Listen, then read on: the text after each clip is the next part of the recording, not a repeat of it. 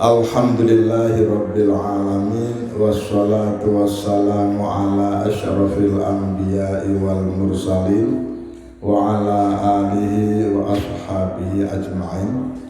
Qala Allah ta'ala fi kitabil karim, a'udzu billahi minasy syaithanir rajim.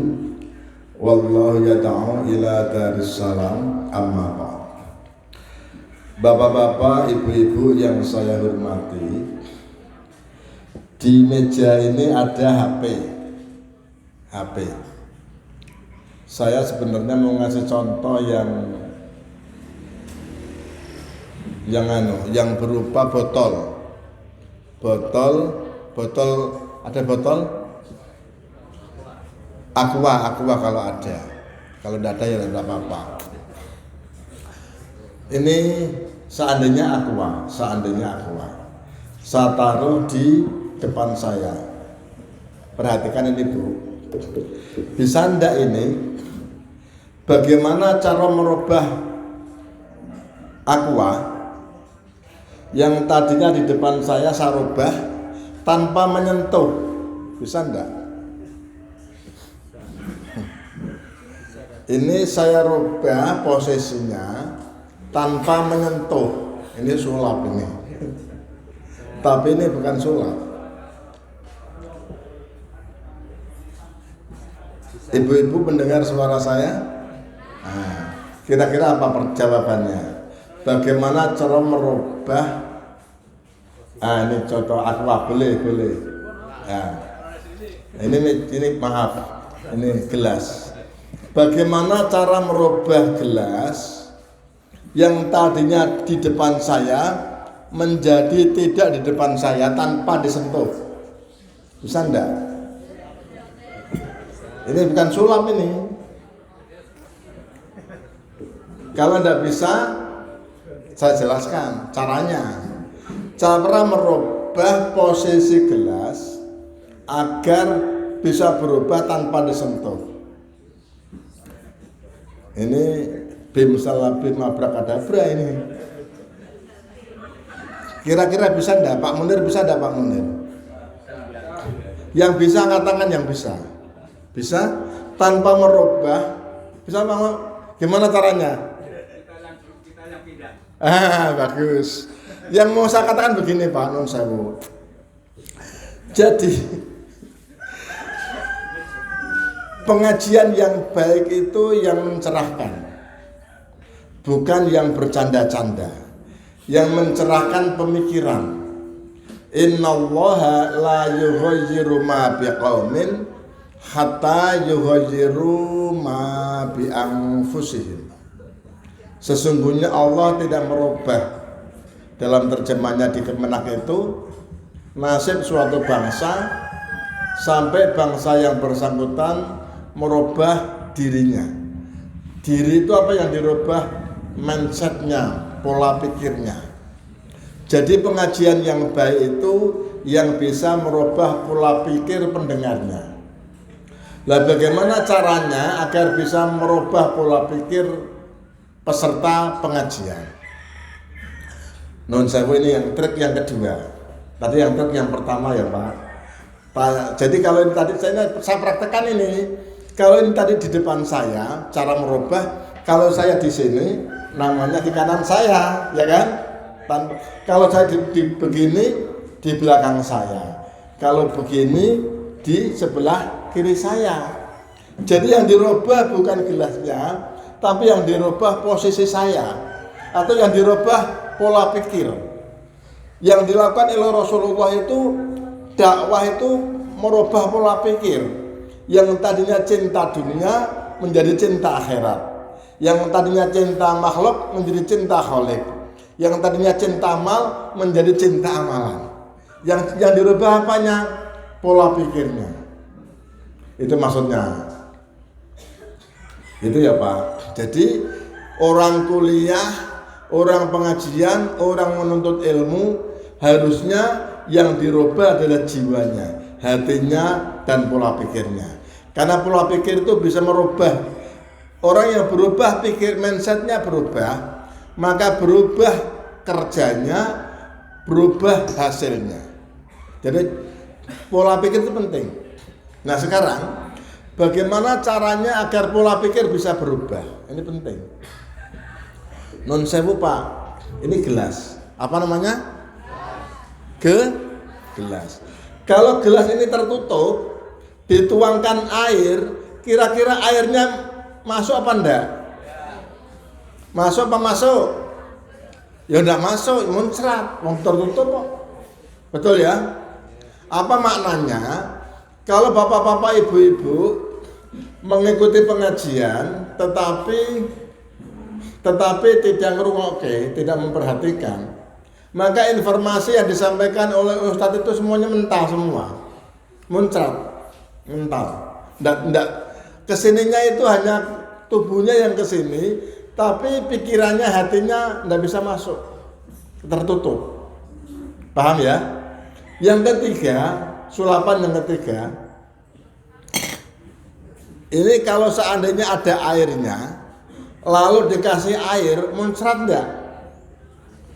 Kira-kira tumpah enggak airnya? Lah, apa maksudnya?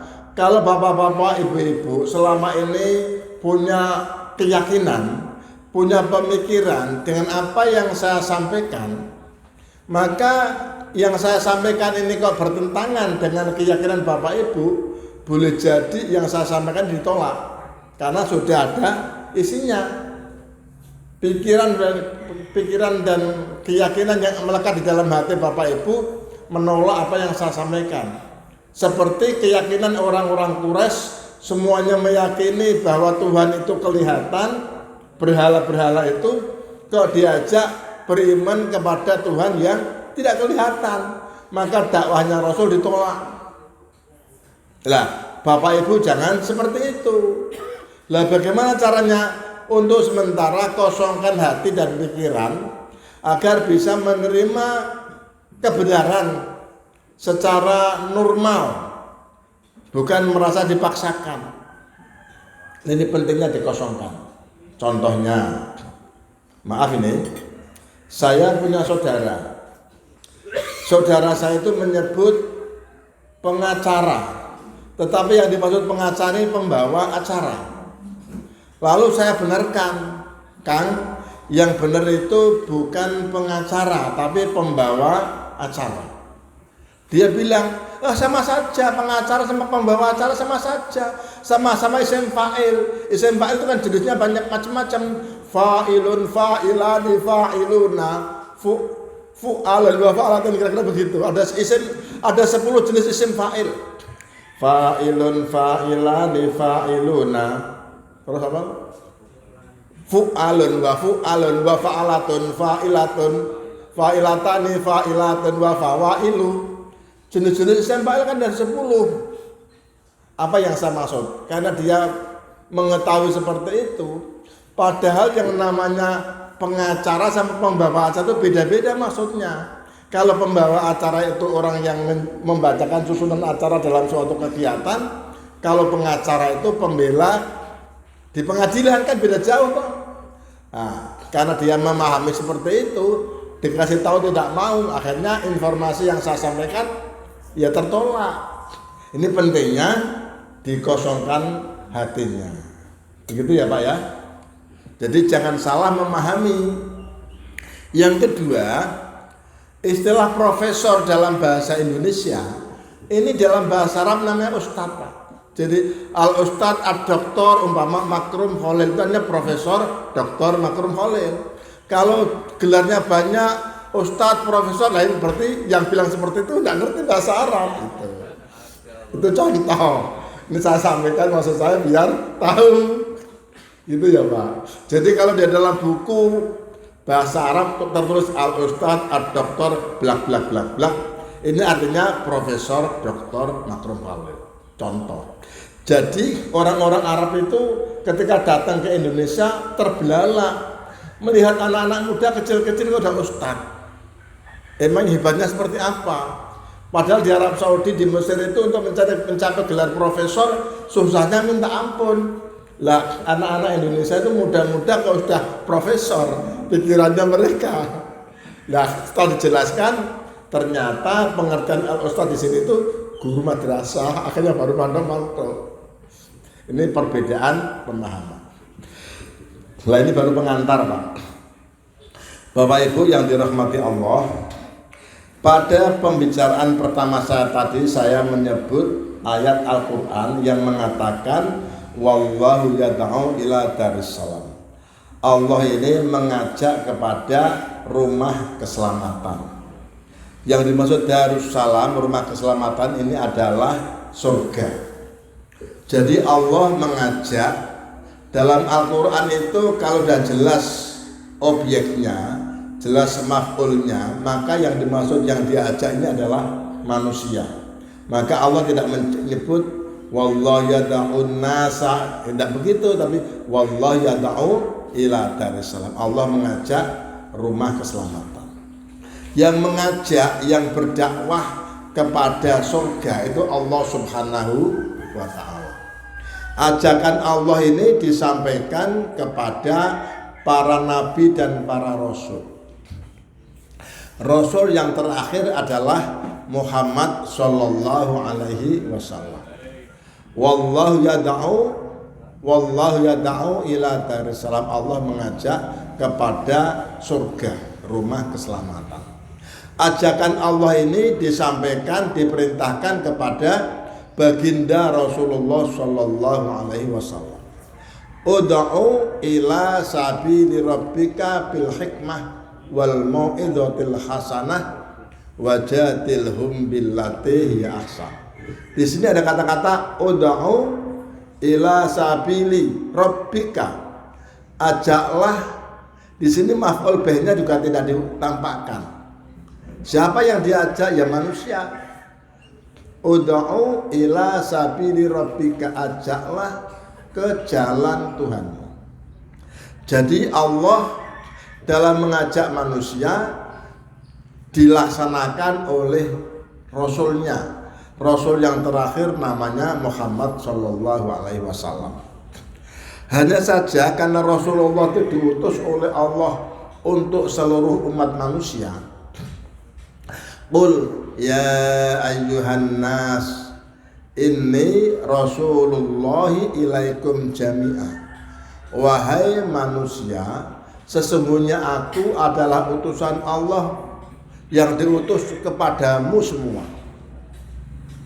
Jadi Rasulullah itu diutus oleh Allah menyampaikan, mengemban SK Allah untuk disampaikan risalah Allah kepada umat maksudnya sejak Rasulullah diangkat menjadi Rasul sampai akhir hayat. Maksud saya sampai hari kiamat, sampai akhir zaman. Lalu bagaimana amarat ini bisa diemban oleh Rasulullah? Ternyata ada klausul berikutnya pada ayat yang lain, yaitu a'udzubillahi minasyaitonirrajim. Qul hadhihi sabili ad'u ilallahi ala basiratin ana wa manit taba'ani. Katakan Muhammad, inilah jalanku, inilah misiku. Aku mengajak, ad'u ilallah, aku mengajak. Di sini maf'ul bihnya, objeknya juga tidak ditunjukkan oleh Allah. Karena apa? Karena sudah jelas yang diajak pasti manusia. Ad'u ilallah ala basiratin, berdasarkan hati nurani. Aku dan orang yang mengikutiku. Ana wa manit taba'ani. Aku dan orang yang mengikutiku. Menurut ayat ini, orang yang mengaku mengikuti Rasul punya tanggung jawab melanjutkan perjuangan Rasul, yaitu ad'u ilan nas, ad'ullah, mengajak kepada Allah. Berarti bapak-bapak, ibu-ibu yang dirahmati Allah, berdakwah yang diemban, yang diperintahkan oleh Allah kepada Rasulullah itu juga berlaku kepada orang yang mengikuti baginda Rasulullah Shallallahu Alaihi Wasallam. Apalagi perintahnya, apalagi ayatnya adalah ud'u ajaklah kemana? Ila sabili rabbika, ke jalan Tuhan, bukan ke PKB, bukan ke PKS, bukan ke apalagi PDIP, tidak, tapi ila sabili rabbika, ke jalan Tuhan. Kata-kata ud'u, ajaklah, ini fi'il amar dalam ilmu nahwu. Al aslu fil amri lil wujub. Dalam kaidah usul fikih itu pada asalnya sighah amar, kata-kata amar menunjukkan wajib. Illa ma kana dalilu ala ghairi, kecuali apabila ada dalil lain yang menunjukkan lain. Selama tidak ada dalil lain yang menunjukkan lain, maka berarti perintah itu hukumnya wajib. Artinya berdakwah, mengajak ke jalan Tuhan, mengajak kepada Allah ini wajib. Oleh siapa? Oleh siapa saja yang mengaku menjadi pengikut baginda Rasulullah Shallallahu Alaihi Wasallam. Apalagi tadi perintahnya ud'u tadi, fi'il amar mukhatabnya mufrad tunggal, bukan ud'uwa, bukan ud'u, tapi ud'u tunggal. Artinya apa? Setiap orang, setiap pribadi yang mengaku pengikut Rasulullah punya tanggung jawab, punya kewajiban mengemban dakwah. Berarti bisa dihukumi fardhu ain. Jadi bapak-bapak nun sewu, ini dakwah mengajak kepada jalan Allah hukumnya fardhu ain. Karena mukhatabnya tunggal. Berarti kalau tidak melaksanakan dosa. Nah, untuk memahami seperti ini, maka seperti yang saya katakan tadi, kalau selama ini kita memahami dakwah tanggung jawab ulama, tanggung jawab ustadz, pemahaman seperti itu harus diganti menjadi tanggung jawab pribadi. Untuk bisa seperti itu, maka gelas hati harus dikosongkan biar masuk air yang saya sampaikan. Gitu ya Pak. Untuk bisa seperti ini hindari 3N. 3N, tahu 3N yang sering saya sampaikan?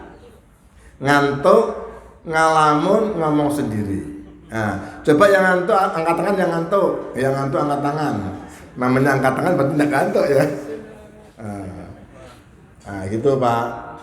Ini sering saya sampaikan karena biasanya kalau pengajian itu ngantuk. Saya sendiri Pak, kalau mendengarkan pengajian lama-lama juga sudah klesot-klesot saya. Ketika pulang di markas Kebun Jeruk itu ada namanya wapsi, macam-macam, ada 1, 2, 3, ada 4 Pak. Ujung-ujungnya ya dakwah itu, ujung-ujungnya keluar itu, tapi ngomongnya kan panjang lebar, klesot-klesot yang kesel. Nah, jadi Bapak Ibu yang dirahmati Allah, jadi sekali lagi saya sampaikan, dakwah ini ternyata fardhu ain. Fardhu ainnya dakwah ini dari dalil ud'u ila sabili rabbika. Perintah ajaklah ke jalan Tuhan. Setiap orang yang mengaku pengikut Rasul, fardhu ain hukumnya seperti fardhu-fardhu yang lain. Bapak-bapak, ibu-ibu, kalau bapak-bapak, ibu-ibu merasa bahwa sholat itu hukumnya wajib, kira-kira meninggalkan sholat itu dosa enggak? Dosa enggak? Dosa, ya kan? Lah, dakwah ini wajib. Hanya karena sering tidak didakwahkan, ngertinya dakwah ini fardu kifayah dengan dalil-dalil yang mendukung, maka yang merasa tidak berdakwah tidak berdosa karena dakwah dianggap tanggung jawab ustadz, tanggung jawab ulama. Padahal dakwah itu tanggung jawab setiap pribadi muslim yang beriman kepada Allah, beriman kepada Rasulullah, beriman kepada Al-Quran. Dalilnya apa? Dalilnya yang tadi saya sampaikan itu. Nah, kalau timbul kesadaran seperti ini, maka pribadi-pribadi muslim bergerak untuk berdakwah. Lah mengapa orang-orang Islam tidak mau berdakwah? Setidak-tidaknya ada 4 sebab setelah saya analisa. Mengapa umat Islam, orang yang mengaku beriman kepada Allah, mengaku beriman kepada Rasulullah, tidak mengemban mandat yang diemban oleh Rasulullah. Pertama, umat Islam atau kita ini merasa bahwa dakwah bukan wajib. Merasa saja, tidak menyadari bahwa dakwah hukumnya fardu ain. Dengan tidak menyadari bahwa dakwah itu fardu ain, maka ketika tidak dakwah biasa saja, tidak berdosa. Kadang-kadang orang itu sudah menyadari bahwa umpama sholat itu wajib, tapi karena tidak menyadari maka biasa-biasa saja tidak sholat. Bahkan merasa sholat itu, meninggalkan sholat dosa itu ya dilaksanakan, ya tidak, ya ditinggalkan. Walaupun udah tahu, yang tahu saja ditinggalkan, apalagi kalau tidak menyadari. Jadi pengetahuan, pemahaman, kesadaran itu bertingkat-tingkat, Pak. Lah kita umat Islam ini mengapa tidak dakwah? Karena tidak menyadari akan wajibnya dakwah. Karena tidak ada kesadaran wajibnya dakwah, maka ketika tidak dakwah ya merasa tidak berdosa. Masya Allah, Masya Allah. Oh, menantunya Pak Jimri, luar biasa. Kok aku udah diundang ini?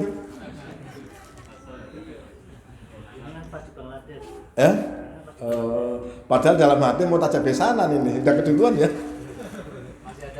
Masih ada satu ya, Masya Allah. Waduh, luar biasa, sampai 4 ini, Masya Allah. Jadi sekali lagi Bapak Ibu, nanti sepulang dari sini tanamkan dalam hati, kalau bapak-bapak ibu-ibu merasa beriman kepada Allah, beriman kepada Rasulullah, punya kewajiban berdakwah. Kalau tidak berdakwah berarti dosa. Saya tahunya seperti ini baru-baru saja Pak, sebelumnya juga merasa tidak berdakwah, tidak berdosa saya. Nah, ini penting, maka kita ini dalam berdakwah, dalam kesadaran akan berdakwah akan mendorong kita untuk berdakwah. Kalau tidak ada kesadaran seperti itu, maka tidak berdakwah. Nah, biar timbul kesadaran, maka perlu berkumpul dengan orang-orang yang senang dakwah. Gitu ya Pak. Saya baru saja kemarin keluar 40 hari di Bangladesh. Di Bangladesh itu negara menurut saya lebih miskin daripada Indonesia. Saya tidak, ya rumah-rumah 3 kali 4 meter itu banyak. Padahal rumah-rumah kita kan banyak sekali. Rumah kali 3 kali 4 meter itu kan rumahnya kambing ya. Rumahnya ayam. Di sana rumahnya manusia Pak. Walaupun mereka rumahnya seperti itu, tapi ketika sholat subuh, masjidnya penuh Pak, jamaahnya. Penuh orang, jamaah. Berarti mereka menyadari bahwa sholat itu wajib. Kita harusnya seperti itu, karena Indonesia negara, dalam tanda petik negara kaya, negara maju. Lah saya memperhatikan bapak-bapak nun sewu ini, saya ini sudah melalang ke beberapa negara. Dari beberapa negara itu, ya pernah ke Australia, pernah ke Singapura, pernah ke Malaysia, pernah ke Thailand, pernah ke India, pernah ke Mesir, pernah ke Bangladesh kemarin. Menurut saya yang paling enak hidup itu di Indonesia. Menurut saya, mau bakwan, mau bakso ada, mau sate ayam ada, sate kambing ada. Orang-orang jualan di pinggir jalan banyak. Jadi menurut saya yang paling enak itu hidup di Indonesia. Karena itu orang Indonesia harus bersyukur. Bagaimana wujud rasa syukur? Ya harus rajin ibadah, rajin berdakwah, mengikuti sunnah Rasulullah. Sunnah Rasulullah itu tidak hanya ibadah sholat saja, tetapi juga ibadah dakwah. Gitu ya Pak, ini saran saya. Jadi kalau tadi ada pertanyaan mengapa orang tidak mau berdakwah, karena belum ada kesadaran bahwa dakwah itu hukumnya wajib. Tadi ayat-ayat yang saya sampaikan itu ayat-ayat yang menunjukkan bahwa dalil-dalil yang menunjukkan bahwa dakwah hukumnya wajib. Nah, setelah kita mengetahui dalil-dalil yang tadi saya sampaikan, maka kita harus menyadari bahwa dakwah hukumnya wajib. Yang kedua, orang tidak menyadari bahwa dakwah itu penting. Kalau orang itu tidak menyadari bahwa dakwah itu penting, maka dakwah menjadi diabaikan. Seseorang yang menganggap sesuatu itu penting, difikirkan, maka sesuatu yang dianggap penting itu walaupun kecil, itu menjadi besar.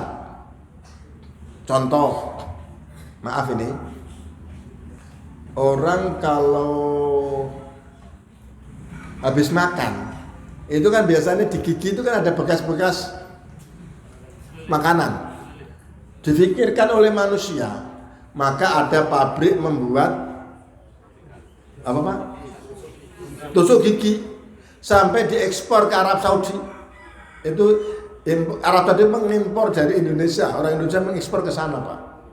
Padahal masalah selilit gigi kan kecil itu. Ada lagi pembersih telinga, itu kan kecil. Tetapi kan dipikirkan oleh manusia, maka ada pabrik yang membuat apa namanya itu? Cotton bed. Jadi yang kecil itu kalau dipikirkan lama-lama menjadi besar. Di negara-negara maju, kalau orang menanam padi bertani itu tidak lagi pakai tangan Pak, tapi pakai mesin. Cara menanamnya pun juga pakai mesin, semuanya pakai serba mesin. Jadi apa yang dipikirkan manusia yang sebenarnya itu kecil, tetapi kan dipikirkan lama-lama menjadi besar, penting. Lah dakwah itu karena mengajak beriman kepada Allah itu penting. Karena orang yang tidak beriman kepada Allah itu nanti hidupnya akan celaka. Pasti celaka. Karena apa? Karena miftahul jannah la ilaha illallah. Kunci surga adalah la ilaha illallah. Pada waktu saya mendengar ayat ini Pak, saya bingung. Kunci surga kok la ilaha illallah. Kunci surga kan nak klik gitu toh. Pintu itu mak klik. Lah kok la ilaha illallah. Saya tidak paham. Tetapi sekarang ini password itu kunci kan masuk kantor sekarang ini harus punya password Pak. Password kita masing-masing. Lah password itu kan huruf. HP ini bisa dibuka ada passwordnya Pak. Lah kalau password pintu surga itu la ilaha illallah. Saya baru paham dengan adanya password itu. Lah sekarang modelnya password itu sekarang tidak lagi tulisan Pak. Bahkan pakai mata saja bisa terbuka. Lah kalau matanya setiap hari baca Al-Quran, lah barangkali nanti bisa karena baca Al-Quran ketika masuk surga dipandang terbuka pintunya. Ketika masuk blek terbuka. Zaman modern. Jadi kemajuan teknologi ini bisa untuk menjelaskan hal-hal yang dahulu seperti tidak masuk akal. Pentingnya beriman, pentingnya percaya. Saya punya kegiatan bisnis yang saya rasakan bisa menjelaskan tentang pentingnya beriman. Gara-gara percaya dengan bisnis yang dijalani, maka mendapatkan keuntungan. Ini baru bisnis dunia, bagaimana bisnis akhirat? Oh, yang saya rasakan begitu Pak. Bagaimana pentingnya beriman. Jadi untuk orang yang beriman dan beramal soleh, Allah menyediakan surga. Untuk orang yang mengingkari, tidak beriman dan beramal soleh, Allah menyediakan neraka. Lah dalam hal ini, wallahu yad'u ila daris salam. Allah mengajak ke surga, ke rumah keselamatan. Tidak ada orang yang tidak ingin selamat hidupnya. Semua manusia ingin selamat, kecuali yang ngantuk. Halo? Nah, kecuali yang ngantuk. Yang ngantuk tambahan saya. Masya Allah. Jadi Bapak Ibu, semua manusia ingin selamat. Semua manusia. Cuman manusia ini kadang-kadang cara mencari keselamatan itu menurut caranya dia, bukan menurut caranya Allah Subhanahu wa Ta'ala. Orang itu biar hidupnya selamat, enak, berusaha bekerja keras mencari uang. Tadinya bisa beli sepeda, berpikir wah sepeda kok ngonda capek. Pegalangan banyak sepeda ya berapa jam, capeknya sampai saya keringetan Pak. Bagaimana supaya enak? Lalu beli motor, setelah punya motor beli mobil yang ekonomi itu panas, bagiannya yang ber-AC. Terus manusia itu meningkat kebutuhannya, akhirnya tidak selamat, tidak bahagia. Lah dalam hal ini Bapak Ibu, Allah mengajak kita, meminta kita, mendorong kita untuk selamat dunia dan selamat akhirat. Wallahu yad'u ila darissalam, yang mengajak kepada keselamatan Allah. Tujuan yang dicapai keselamatan surga. Maka orang yang mengajak, dalam hal ini Allah menuntut kita untuk mengajak orang selamat. Orang yang mengajak selamat disebut muslim. Jalannya namanya Islam.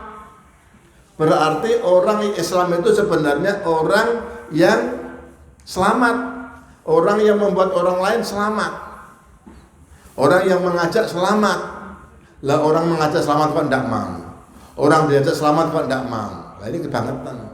Karena itu sekali lagi Bapak Ibu yang dirahmati Allah, kita umat Islam ini punya tanggung jawab mendakwakan Islam kepada orang lain. Minimal bagaimana orang Islam ini mengamalkan ajaran Islam. Nomor satu ya, jadi ini mengapa tidak mau berdakwah?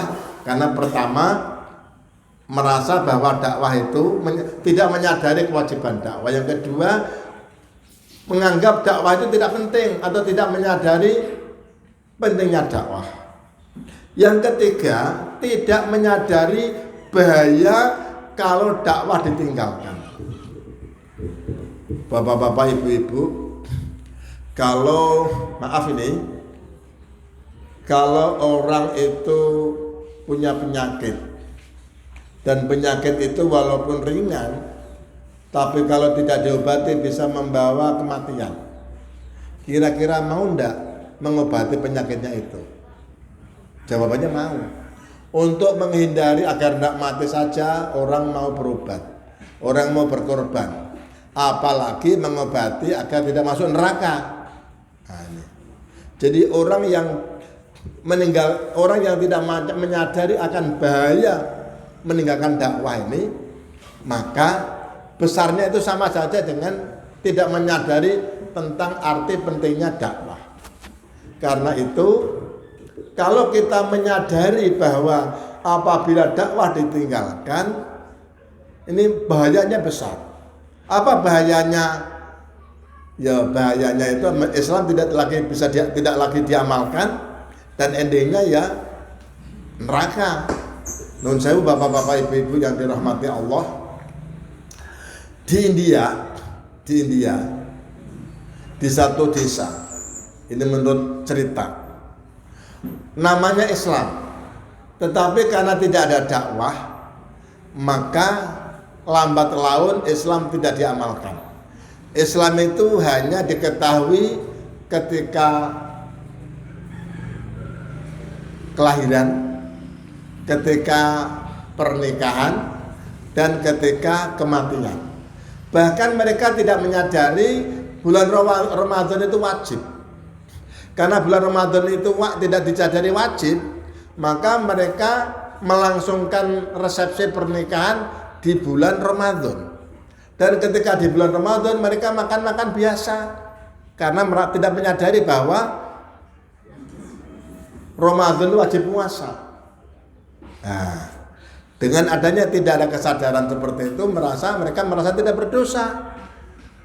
Makan-makan, minum-minum di bulan Ramadan. Karena apa? Tidak ada kesadaran, tidak ada dakwah, tidak ada taklim. Karena itu kita perlu punya kesadaran bahayanya kalau dakwah ditinggalkan. Nah, untuk ini maka kita perlu meningkatkan gairah agar merasa dakwah itu bahayanya kalau ditinggalkan. Kita perlu berkumpul sama orang-orang yang gairahnya sama untuk suka berdakwah. Ibaratnya itu kata Maulana Pak Kiai dari Klaten, Pak siapa namanya Pak? Yang dulu meninggal dunia itu yang dosen UGM, Abdul Halim. Pak Abdul Halim dari Klaten pernah mengatakan begini, yang saya dengar. Kita ini hidup menghadapi jerami menumpuk dalam suasana angin kencang. Kita mau membakar jerami itu, tetapi kemampuan kita seperti rek jros. Rek jros dihidupkan kalau sendiri mudah mati terkena angin.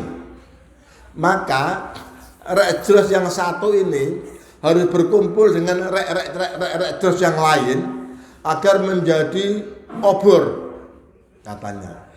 Kalau obor itu besar dan baranya besar, maka mampu membakar jerami.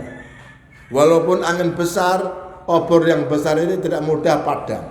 Ini pentingnya berkumpul rek jros ini agar menjadi obor besar. Lah kita ini adalah orang-orang yang punya kewajiban mendakwahkan Islam. Maka itu kita perlu berkumpul dalam satu perkumpulan untuk membakar jerami kebodohan, jerami kemusyrikan, jerami kemunafikan, beralih kepada keimanan yang kuat. Nah, untuk bisa seperti ini maka perlu gerakan bersama dakwah. Lah umat Islam ini dalam berdakwah mungkin memang perlu dari berbagai bidang. Ada yang di bidang politik, ada yang di bidang ekonomi, ada yang di bidang-bidang lain. Tetapi jangan lupa semua bidang itu hanya sarana, yang penting adalah dakwah ini. Ini penting. Kalau umat Islam tidak ada yang terjun di bidang politik, nanti yang membuat aturan siapa? Jangan-jangan nanti karena yang terjun di bidang politik orang-orang yang tidak beriman kepada Allah, maka membuat aturan semaunya sendiri. Konstitusinya menyebutkan 2 kali periode, menjadi ditambah 3 periode, 4 periode, 5 periode. Karena apa? Karena yang mengendalikan kekuasaan bukan orang-orang yang beriman. Karena itu umat Islam perlu juga ada yang terjun di bidang politik sebagai contoh. Jadi Bapak Ibu yang dirahmati Allah, dalam pengamatan saya ada 4 faktor orang yang tidak mau berdakwah ini. Tadi yang pertama, karena tidak menyadari bahwa dakwah itu wajib. Yang kedua, tidak menyadari bahwa dakwah itu keutamaan dakwah. Yang ketiga, tidak menyadari bahaya kalau dakwah ditinggalkan. Yang keempat, yang dilihat masih noleh-noleh orang. Karena yang dakwah itu orangnya seperti itu, gitu kan? Yang dilihat orangnya, bukan dilihat dakwahnya. Karena yang dakwah itu kelihatannya orang itu, maka saya tidak mau ikut dakwah. Padahal dakwah ini perintah Allah Subhanahu wa ta'ala. Karena itu dalam berdakwah jangan nolah-noleh. Yang dilihat orang yang berdakwah, tapi lihatlah yang memerintahkan dakwah, yaitu Allah Subhanahu wa ta'ala. Bapak Ibu yang dirahmati Allah, karena Allah ini menyuruh kita ke Darussalam, yad'u ila Darussalam, maka untuk mencapai ke Darussalam, ke rumah keselamatan, ke surga, kita perlu mencontoh orang yang Allah sudah ridho, yang Allah sudah menyatakan keridhoannya kepada orang itu. Siapa orang itu? Nah ini sebagai gambaran performan. Di dalam Al-Quran Allah Subhanahu wa Ta'ala mengatakan, berfirman, As-sabiqunal awwaluna minal muhajirina wal ansor walladzina taba'uhum bi ihsan radhiyallahu anhum wa radu'an. Orang-orang dahulu dan yang awal-awal masuk Islam, baik dari kalangan muhajirin maupun ansor, dan orang-orang yang mengikuti mereka, Allah ridho kepada mereka, radhiyallahu anhum wa radu'an. Radhiyallahu anhum, Allah ridho kepada mereka. Berarti kalau Allah ridho kepada mereka, kita bisa berupaya menjadi kategori walladzina taba'uhum bi ihsan. Kita menjadi orang-orang yang mengikuti mereka dengan baik. Nah, jadi Bapak Ibu, bagaimana agar kita bisa mengikuti mereka? Nah, ternyata dalam pandangan ulama hadis, ulama-ulama dakwah ini, mereka memiliki 6 sifat. 6 sifat yang pertama itu yakin kepada kalimat La ilaha illallah Muhammadur Rasulullah. Agar kita itu Allah ridho sama kita perlu mempunyai keyakinan seperti itu. Dan agar mempunyai keyakinan seperti itu, maka kita perlu menyingkirkan sementara hal-hal yang bisa meningkatkan iman kita. Apa hal-hal yang bisa mempengaruhi peningkatan iman kita? Di dalam Al-Quran ada 8 hal yang dianggap dapat menghambat, mengurangi peningkatan iman kita. Apa itu? Nah, itu kan qul in kana abaukum, katakan Muhammad, jika bapak-bapakmu, anak-anakmu, saudara-saudaramu, istri-istrimu, teman-teman sepergaulanmu, harta yang kamu kumpulkan, perdagangan yang kamu khawatirkan ruginya, dan rumah-rumah yang kamu tinggali lebih kamu cintai daripada Allah dan Rasulnya, fatarabbasu hatta ya'tiyallahu bi amri. Tunggu, Allah akan datang dengan urusannya. Ini berarti 8 hal tadi yang perlu ditinggalkan, Pak, ditinggalkan untuk sementara. Karena itu di dalam gerakan dakwah ini ada namanya keluar di jalan Allah, khuruj fi sabilillah. Selama hidup setidak-tidaknya 4 bulan. Kalau tidak bisa 4 bulan, 40 hari. Kita ambil 10% dari waktu kita, yang dengan mengambil 10% itu diharapkan dinilai oleh Allah menjadi full. Karena Allah itu menilai ibadah kita minimal dilipat gandakan menjadi 10%. Kalau 1 hari 2,5%, 2,4%, kita genapkan 2,5%, maka seolah-olah kita sudah berdakwah 24 jam. Kalau 1 bulan kita dakwah 3 hari, seolah-olah ada 30 hari. Kalau dalam 1 tahun kita khuruj fisabilillah 36 hari digenapkan menjadi 40 hari, seolah-olah kita sudah 1 tahun. Kan enak seperti ini. Ini namanya gerakan untuk memiliki iman seperti iman sahabat. Jadi gerakan dakwah yang kita lakukan itu adalah berupaya bagaimana pribadi kita dan pribadi-pribadi muslim di seluruh dunia ini memiliki iman seperti iman sahabat.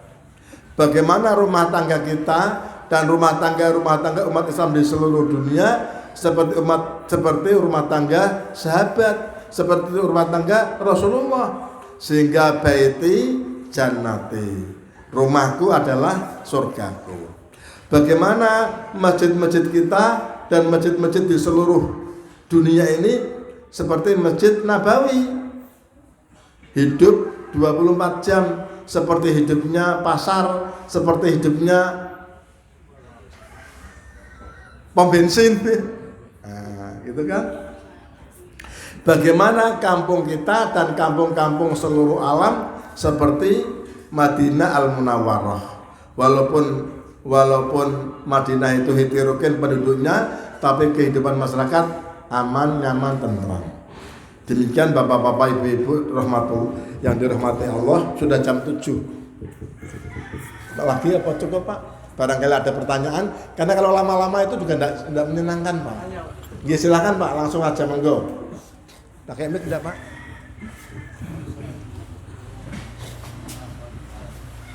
Bismillah. Luar biasa ini.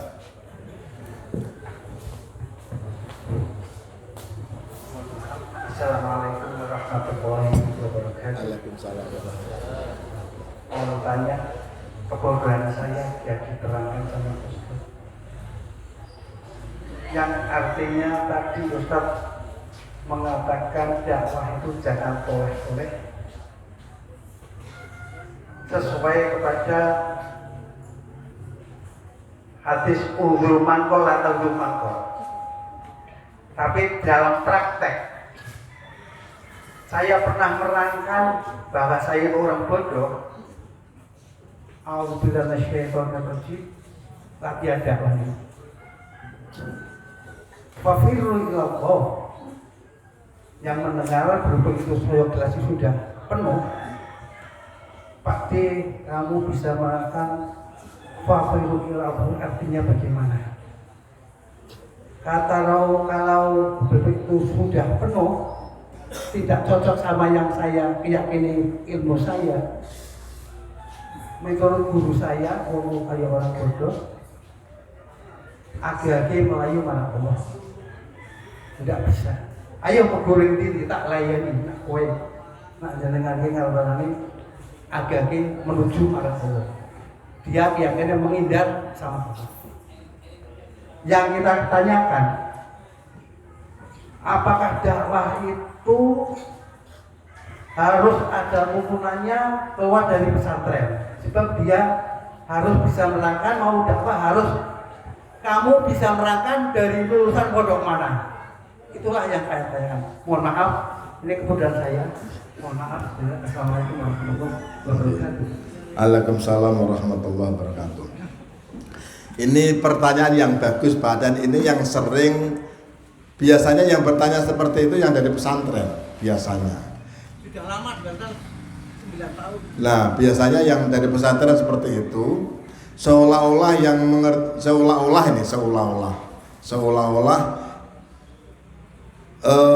yang tidak dari pesantren jangan dakwah gitu kan? Karena yang tidak dari pesantren dianggap orang yang tidak mengerti agama. Nah, jadi bapak-bapak yang saya hormati, perhatikan baik-baik yang disampaikan bapak tadi, ungdur maqol wala tangdur mantol. Perhatikan apa yang dikatakan, jangan memperhatikan orang yang mengatakan. Ini saran kepada penerima saran. Saran kepada orang yang menerima saran adalah, kalau ada orang memberi saran kepada kita, perhatikan isi sarannya. Walaupun cara menyampaikannya tidak bagus oleh orang yang tidak dari pesantren umpama saja, kalau memang itu baik ya diterima. Itu saran kepada penerima saran. Tapi saran kepada pemberi saran adalah sampaikan saran itu dengan sebaik-baiknya, dengan bahasa yang selembut-lembutnya. Lah, biasanya Pak, yang dari pesantren itu, saya dari pesantren Pak, sehingga merasakan dalam tanda petik kesombongan orang yang dari pesantren. Walaupun tidak semua yang dari pesantren seperti itu, lebih-lebih santri yang ikut dakwah Pak. Yang seperti itu santri yang tidak ikut dakwah Pak. Yang seperti itu yang saya rasakan. Jadi kalau ada orang mengatakan seperti itu, jawabannya begini Pak. Jawabannya seperti jawaban anak SMA yang lagi dakwah di Kalimantan. Jadi ketika dia dakwah Pak di Kalimantan, anak SMA Pak, masih kecil kan, kalau qala Allah Ta'ala isinya hadis, kalau qala Rasulullah isinya Quran. Padahal qala Rasulullah artinya Rasulullah bersabda, kalau qala Allah Ta'ala artinya Allah berfirman. Kalau Allah berfirman harusnya ayat Quran. Tetapi karena dia tidak ngerti bahasa Arab, ketika qala Allah itu Allah berfirman isinya hadis. Ketika ngisi ceramah selesai, peserta jamaah itu ada yang dari doktor dari Madinah Pak, ahli hadis, orang ulama alim besar. Ketika dijelaskan seperti itu, anak SMA jawabnya gini Pak, langgih Pak, Lah ya Pak, saya saja yang tidak ngerti bahasa Arab, yang bukan ahli siapa-siapa, saya mau berdakwah sampai datang ke sini. Bapak yang alim, kapan mau dakwah? Begitu Pak. Akhirnya dia ikut dakwah, ikut keluar 4 bulan 40 hari Pak. Ini ahli hadis dari Kalimantan Pak. Jadi nanti kalau ada orang yang mengatakan, kamu dari pesantren mana? Jawab saja Pak, saya memang bukan dari pesantren mana-mana. Saya ini orang bodoh, saya ini mau belajar dakwah untuk memperbaiki diri. Karena manusia itu kalau tidak menyadari kekurangan imannya, maka dia tidak mau berusaha memperbaiki imannya. Perintahnya harus dari pesantren gitu. Tidak ada. Rasulullah bukan dari pesantren Pak. Rasulullah langsung diajar oleh Allah Subhanahu Wa Taala. Jadi tidak ada hadis, tidak ada ayat yang mengatakan yang dakwah dari pesantren, tidak ada. Yang punya kewajiban dakwah adalah siapa saja yang mengaku beriman kepada Allah dan Rasulullah. Gitu ya Pak, jawaban saya. Kita semua walaupun bukan dari pesantren punya kewajiban untuk berdakwah. Karena dakwah ini dibebankan kepada Rasulullah dan kepada orang yang mengaku pengikut Rasulullah. Yang menjadi pengikut Rasulullah tidak semuanya dari pesantren. Siapa saja punya kewajiban untuk berdakwah. Berdakwah dengan mengajar beda Pak. Gitu ya Pak. Oke, ada yang lain? Silakan Bu, hebat sekali nih ibu-ibu. Mic-nya mana nih, kasihkan. Ada 2 orang, ibu ini sama yang sana.